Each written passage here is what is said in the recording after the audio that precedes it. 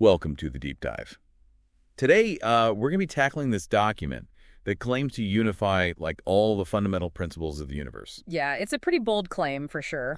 But the way it tries to use these Maori concepts of tK1 and tK is, well, it's really intriguing. Okay, I'll be honest. Kariki and tK were new to me too. Yeah. But it sounds like they're basically two different perspectives on reality. Exactly. Like imagine tK1 as the state of pure potentiality where everything kind of exists at once. It's like that wave function before it collapses, in quantum mechanics. And then tK would be like the specific outcome, the wave function collapsing into a particle, the way we experience reality in our everyday lives. Yeah, you got it. And this document goes on to propose a tK1 equation, which tries to link these concepts to all the forces in the universe. Like it suggests that all forces like gravity and electromagnetism, they all kind of contribute to the wavelength of a particle. So is it like a mathematical representation of how the universe goes from this infinite potential to a specific outcome? I think that's one way to look at it, yeah. It's like a bridge connecting the vastness of tK to our linear experience of tK. Okay, I'm starting to get how this ties into the theory of everything idea. But how do they actually explain this? It all sounds very abstract. Well, they use this really interesting analogy. Imagine a photon traveling from the sun to the earth. Like from our perspective, it takes about 8 minutes, right? Yeah, that's what we learned. But from the photon's perspective, it's experiencing the entire journey instantaneously because it's existing in that state of tK. It's like it's at all points along its path simultaneously. Whoa. So it's like the photon is outside of time completely. Exactly. It's challenging us to consider that time might be just a perception limited by our experience as these massive particles. That's wild. So tK is like this timeless dimension where everything is happening at once, and then tK is kind of like our limited view within that larger reality. You got it. And the document takes it even further by suggesting that this tK duality, it's not just limited to physics. Like what? Give me an example. Okay, well, think about language. Instead of thinking in binary terms like yes or no, they say we should consider a trinary system where there's a neutral state in between. So instead of just love and hate, there's a whole spectrum of emotions in between.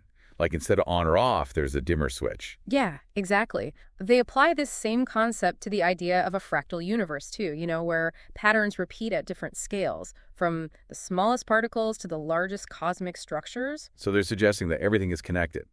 And the same patterns repeat themselves throughout the universe. Exactly. And they even show how famous equations like Einstein's E-4 and Schrodinger's wave equation fit into this framework. It's like they're painting this picture of a universe that's way more interconnected than we might think. This is fascinating stuff, but I have to admit it's a lot to take in. Where does the concept of truth fit into all of this? They keep mentioning my truth, their truth, and the truth. What's that about? That's where things get really interesting. They argue that acknowledging different perspectives is essential to understanding the truth with a capital T. This concept of objective reality that integrates all viewpoints, even biases. Wait, how can truth be objective if it includes biases? Isn't that a contradiction? I know it sounds kind of counterintuitive, but think about it this way. Our perceptions are always shaped by our experiences and beliefs. Right. That's my truth. Recognizing that others have different experiences and beliefs, that's their truth. Okay, so the truth with a capital T is like this all-encompassing understanding that takes into account everyone's individual perspective. Exactly. It's like stepping back and seeing the bigger picture, recognizing that truth isn't just about individual viewpoints, but about the interconnectedness of all those perspectives. This is making me rethink how I approach, everything. It seems like they're saying there's always more to learn, always another layer to uncover. For sure. It's like they're encouraging us to always question what we think we know and be open to new ways of understanding the world. So we've got physics, philosophy, language. It feels like we're just scratching the surface of this document. Where do we even go from here? Well, next we can look at how they apply these concepts to explain the transition from massless particles to massive particles, the very building blocks of you and me. Okay, I'm ready to go deeper. Let's unpack how we massive beings fit into this grand cosmic equation. Okay, so we've said that this theory of everything and anything is asking for like a pretty big shift in perspective. Yeah, it definitely challenges how we normally think, especially when it comes to understanding the universe, and like our place in it. Before we jump into how we fit into all of this as massive particles, I'm still kind of stuck on this whole the truth with a capital T thing. If it includes like all LLO perspectives, how can we ever truly grasp it? Well, I think that's the beauty of it. They're not saying we can totally grasp it. It's more of an ideal we're always reaching for, a way of constantly growing our understanding, by taking in different points of view. So instead of searching for one answer, we're embracing the exploration. Kind of like how tK1 is all about that infinite potential. Exactly. It's like recognizing that knowledge, it's always evolving. We're constantly moving between that vast unknown of tK1 and what we know in tK. So each new thing we learn is like a wave cresting in that ocean of potential. It adds to our understanding, but we're not seeing the whole picture. Yeah, you got it. And what I find really interesting is how this document takes these abstract concepts and shows us how they work in the real world. That's what I'm curious about. We've talked about physics and philosophy, but how does tK1 and tK show up in other places? Like that trinary system you mentioned earlier. Okay, well, let's think about something like human emotion. Instead of just love and hate, which is pretty binary, right? This trinary system says there's this whole range of emotions in between. So like on a scale from 1 to 10, instead of just 1 and 10, there's all the numbers in between to describe different levels of intensity. Exactly. It lets us be more nuanced and recognizes that things aren't usually black and white. It's about seeing the shades of gray. Okay, that makes a lot of sense. And you said they apply this same concept to language, too. How does that work? Well, think about how words can have different meanings depending on how they're used, or how the same word can make different people feel different things. So it's like each word is this mini tK1 with all these potential meanings, and then the specific meaning becomes clear in tK, like the actual conversation. That's a great way to put it. This document argues that even our language shows this fundamental duality of the universe. It's not just about physics or philosophy. It's about realizing that these concepts are everywhere in our experience. I'm starting to see how this framework could apply to so many things. It's like a new way to understand how complex the world is. Exactly. And it all goes back to that idea of a fractal universe where patterns repeat on different scales. Right. We touched on that before, but can you give me an example of how this fractal idea works in practice? Okay, imagine you're looking at a coastline. From far away, it might look like a simple line. But as you zoom in, you see all these inlets and coves. And then if you zoom in even further, you see the individual rocks and grains of sand. So the same basic pattern, that jagged edge, just repeats itself at different levels of magnification. Precisely. And the document says this happens throughout the universe. The patterns in galaxies are mirrored in atoms. The behavior of tiny particles reflects the movements of huge celestial bodies. This is making me think about the world in a whole new way. It's like everything's connected in ways we don't even realize. Yeah, that's the power of this theory. It's encouraging us to look for connections, to see that underlying unity beneath all the diversity in the universe. Okay, so we've explored how this tK1 thing applies to physics, philosophy, language, even the fractal nature of reality. But where do we fit into all of this as humans?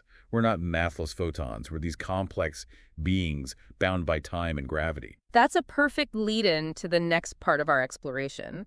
The document talks about how we as massive particles experience the universe differently from massless particles. It's about understanding the transition from that timeless state of tK to our linear experience of tK. All right, I'm ready to explore that transition. Mm-hmm. Lead the way. Okay.